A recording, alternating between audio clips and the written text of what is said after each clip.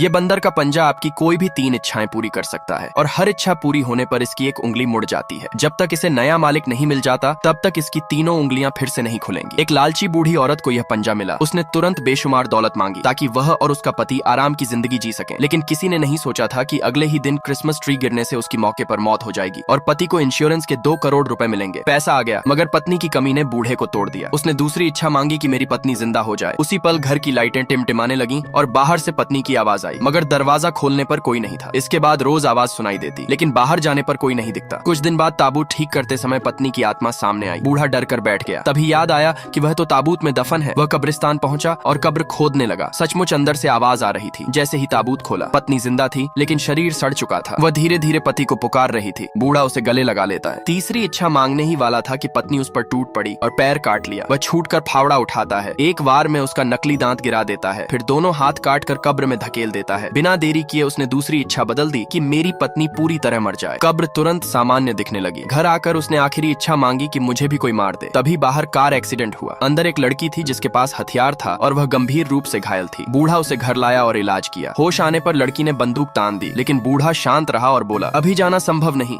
बारिश से सड़क पर लैंडस्लाइड हुआ है। लड़की ने बात मान ली। बूढ़े ने पूरी सच्चाई बता दी कि यह बंदर का पंजा एक जादुई है। इससे जो भी 3 इच्छाएं मांगोगी वह पूरी होंगी। लड़की ने इस मनगढ़ंत बात पर ध्यान नहीं दिया।